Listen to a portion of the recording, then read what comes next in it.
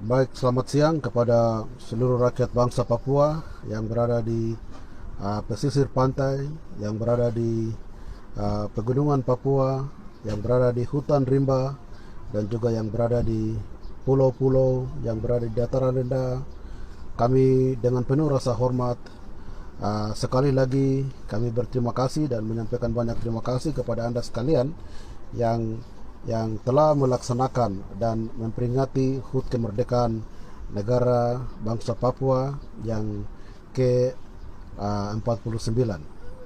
Dan juga kami menyampaikan banyak terima kasih kepada seluruh pendukung-pendukung perjuangan bangsa Papua yang berada di seluruh dunia, yang dimana dengan konsisten terus menyuarakan dan mendukung perjuangan bangsa Papua dari sisi hak asasi manusia, dari sisi demokrasi, keadilan, untuk secara bersama-sama menentukan masa depan bangsa Papua. Dan kami juga tidak lupa menyampaikan banyak terima kasih kepada semua kawan-kawan pro demokrasi Indonesia dan juga Front Rakyat Indonesia untuk Free West Papua yang terus bisa melihat masalah Papua adalah masalah yang harus diselesaikan demi menyelamatkan rakyat Papua daripada penjajahan kolonialis dan kapitalis, dan juga bagaimana dengan menolong rakyat Papua, mendukung rakyat Papua untuk merdeka dan berdaulat adalah memperbaiki nama baik Indonesia di mata internasional, dan juga memperbaiki nama baik Indonesia untuk menentukan masa depan Indonesia yang lebih demokratis. Pada kesempatan ini, atas nama rakyat Papua, izinkan kami sebagai Ketua Organisasi Induk Perjuangan Bangsa Papua atau Ketua OPM untuk menyampaikan kritik yang tegas terhadap pemerintah Jakarta yang dimana sedang mencoba memberikan secara sepihak menekan rakyat Papua untuk harus menerima pemberlakuan otonomi khusus jilid kedua, di mana asumsi dan juga proses yang sedang dilakukan oleh pemerintah Jakarta. Kami sebagai organisasi Papua Merdeka, kami melihat ada sesuatu yang mesti harus dibicarakan bersama-sama antara rakyat Papua dan juga antara pemerintah daerah yang merepresentatifkan pemerintah Jakarta di Papua, dan juga antara pemerintah Jakarta dan juga antara kelompok-kelompok yang sedang memperjuangkan nasib rakyat bangsa Papua. Karena seperti organisasi Papua Merdeka yang sudah berjuang dan melawan kolonialisme dan kapitalisme di tanah Papua yang sekarang sudah mencapai 58 tahun, kami sangat mengerti. Kami berjuang karena ada sebuah dasar ideologi dan juga ada sebuah keyakinan dan kepercayaan antara kami rakyat Papua untuk menentukan nasib bangsa Papua sesuai dengan kehendak rakyat Papua tanpa ditekan oleh bangsa-bangsa lain di seluruh dunia. Kami kembali ke konteks pemberlakuan otonomi khusus yang sudah dilakukan dalam tahapan pertama dari 2001 sampai dengan 2021, dan dalam masa yang sedikit lagi berakhir, kami mulai melihat ada sebuah proses yang sedang terjadi oleh pemerintah Jakarta yang mencoba untuk memecah belahkan kekuatan Komprador Indonesia sendiri di Papua.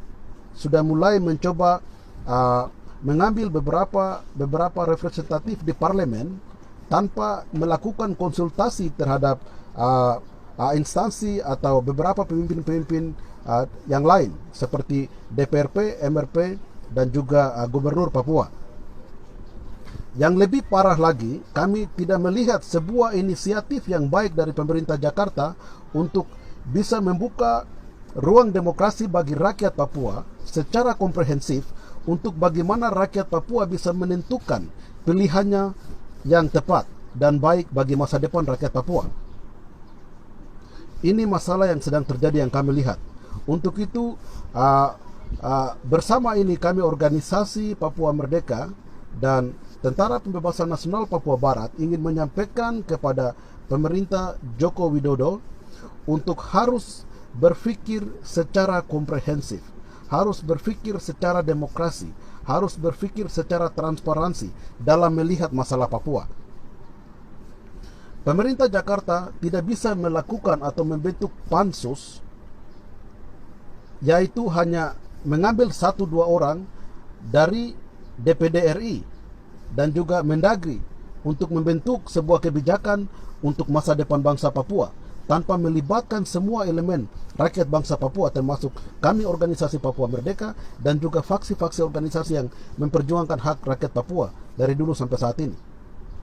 Kami melihat ada kebijakan Jakarta yang mencoba untuk memecah belahkan kekuatan pemerintah sendiri di Papua dan juga mencoba untuk membuat sesuatu, memberikan tekanan tanpa memberikan opsi dan membuka ruang demokrasi bagi rakyat Papua. Untuk itu sekali lagi kami tegaskan kepada Philip Wamafma sebagai ketua pansus dan juga Freddy Numberi yang ada di sana sebagai salah satu senior orang Papua yang dipakai oleh Jakarta, dan juga Yoris Raweai, Anda bertiga harus berpikir baik-baik. Ada juga orang Papua selain Anda yang ada dalam tim yang sedang Anda bentuk pansus untuk menentukan nasib bangsa Papua. Anda tidak merepresentatifkan kami semua. Anda tidak merepresentatifkan semua alam Papua. Anda tidak merepresentatifkan semua apa yang ada di Papua. Bagaimana Anda bisa sendiri pergi duduk di Jakarta untuk menentukan nasib kami? Anda sedang mengulangi sebuah proses yang salah pernah terjadi pada PPRA 69. Kami meminta dengan tegas, Organisasi Papua Merdeka dan Tentara Pembebasan Nasional Papua Barat, kami meminta dengan tegas untuk Philip Wamafma, Yoris Raweai, dan Freddy Numberi untuk stop melakukan manuver-manuver ke Jakarta untuk melanjutkan spesial otonomi tanpa melakukan koordinasi yang komprehensif terhadap seluruh rakyat bangsa Papua. Anda tidak punya hak berbicara atas nama kami. Anda tidak punya hak untuk berbicara atas nama seluruh rakyat bangsa Papua. Yang harus Anda nyatakan kepada Jakarta adalah, nyatakan kepada Presiden Republik Indonesia Joko Widodo dan Kabinet Pemerintah Indonesia bahwa membuka ruang demokrasi kepada rakyat Papua untuk menentukan pilihannya. Apakah rakyat Papua mau meminta melanjutkan spesial otonomi atau rakyat Papua ada pilihan lain? Kalau rakyat Papua memiliki sebuah pilihan lain untuk menentukan nasibnya sendiri, Anda tidak bisa melakukan penetrasi, tekanan-tekanan yang dimana membungkam ruang demokrasi bagi rakyat Papua.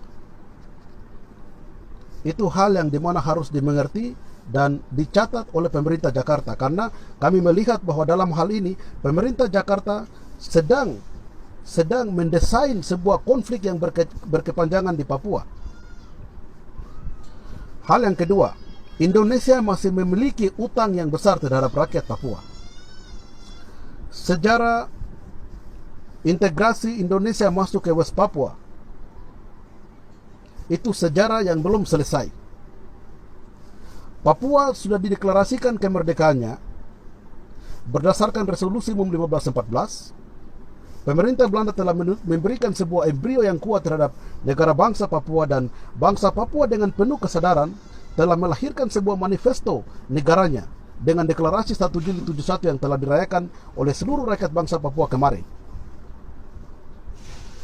Integrasi Indonesia terhadap bangsa Papua yang dilakukan dari 1 Mei 1963 adalah cacat hukum. Karena New York Agreement lahir setelah resolusi umum 1514 yang dilahirkan oleh United Nations pada tanggal 14 Desember 65. Maka itu New York Agreement yang dimana dilakukan antara pemerintah Indonesia, Belanda dan Amerika tanpa melibatkan orang Papua, semua adalah fail. Semuanya adalah ilegal yang terjadi di bangsa Papua. Maka itu kontrakarya 7 April 67 dan juga pelaksanaan PPRA 69 itu semua dilakukan di luar daripada prosedur yang demokratik. Maka itu untuk menentukan nasib bangsa Papua, yang kami lihat setelah Indonesia ada di Papua, pemberlakuan otonomi khusus dalam prosesnya, dalam input proses maupun juga dalam keputusan-keputusan itu tidak pernah melibatkan orang Papua. Di sini kesalahan Indonesia. Yang ketiga, Indonesia punya masalah di Perserikatan Bangsa-Bangsa. Anda sudah menyatakan, Anda sudah admit Anda sudah realize di United Nations Human Rights Council bahwa Anda mengatakan bahwa Anda akan menerima fact finding mission atau tim pencari fakta. Kunjungan dari Human Rights ini belum tiba sampai di Papua dari PBB. Masalah-masalah ini harus ada pihak ketiga ke Papua melihat masalah ini secara komprehensif, dan setelah itu kami bisa menuju kepada sebuah proses keputusan yang dimana Anda melakukan. Jadi spesial otonomi saat ini dimana mau ditekan dan diberikan kepada rakyat Papua, semua harus stop dulu. Indonesia membuka diri, rakyat Papua tenang membuka diri, dan juga kami mengundang pihak internasional masuk melakukan sebuah tim untuk mencari fakta di Papua. Sebetulnya ada masalah apa di Papua sampai setiap hari TPN tetap bisa menembak TNI, sampai setiap hari bisa ada pembantaian, pembunuhan, pencurian. Ada masalah apa? Ini harus ada pihak ketiga yang datang dari internasional untuk melihat masalah di Papua. Kami yakin bahwa Jakarta sendiri tidak akan pernah mampu untuk menyelesaikan masalah Papua. Buktinya apa? Kasus Biak berdarah, Paniai berdarah, kasus Wamena berdarah, kasus Abe Pura berdarah, belum pernah selesaikan oleh pemerintah Indonesia. Indonesia tidak mampu untuk menyelesaikan semua kasus-kasus ini. Rakyat Indonesia, pemerintah Indonesia dan rakyat Papua membutuhkan pihak ketiga untuk menyelesaikan semua konflik politik yang terjadi di bangsa Papua. Pemerintah Indonesia sudah terkesan tidak mampu untuk menyelesaikan masalah-masalah yang terjadi di bangsa Papua. Untuk itu, Presiden Joko Widodo dan kabinet Anda harus mengerti bahwa Anda harus menyelesaikan masalah Papua di tingkat internasional atau melibatkan pihak internasional untuk menyelesaikan masalah Papua. Anda sendiri sudah tidak mampu untuk menyelesaikan masalah Papua. Pesan terakhir kepada rakyat Papua. Jakarta mereka tahu kelemahan seluruh rakyat Papua, khususnya anggota-anggota DPR, MRP, gubernur dan segala macam. Jakarta tahu bahwa Anda rakus uang.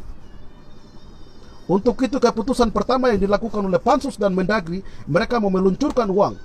Ketika uang jalan, mereka akan menutup semua kebijakan-kebijakan yang positif untuk Anda lakukan.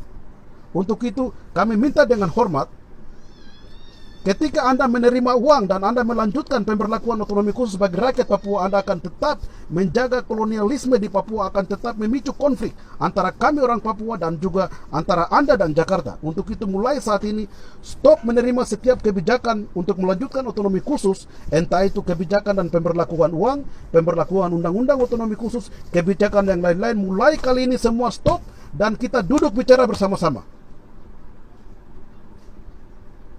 Rakyat Papua harus percaya diri bahwa kami memiliki sejarah. Kami adalah sebuah bangsa. Kami mempunyai harga diri. Kami mempunyai martabat yang harus dihargai oleh seluruh bangsa-bangsa di dunia, termasuk kolonial Indonesia. Uang, pembangunan dan segala macam tidak akan pernah mengubah nasib kita. Akan tetap menjajah kita systematically. Mereka akan membunuh kita secara diam-diam dan mereka akan menghabiskan seluruh rakyat Papua sesuai dengan apa yang disampaikan oleh Ali Murtopo, bahwa dia tidak memerlukan manusia Papua di bumi Papua, tapi yang dia perlukan adalah hasil bumi. Ini akan terjadi. Ini merupakan impian Indonesia. Ini merupakan strategi Indonesia. Ini merupakan konstitusi Indonesia bagaimana untuk membunuh semua orang Papua. Mulai saat ini rakyat Papua harus kuat. Semua organisasi politik, organisasi perjuangan bangsa Papua harus semua kuat. Kami meminta kepada Jakarta untuk Jakarta melibatkan pihak internasional, duduk bersama rakyat Papua dan menyelesaikan semua kasus politik yang terjadi di tanah Papua. Atas perhatiannya, kami sampaikan banyak terima kasih.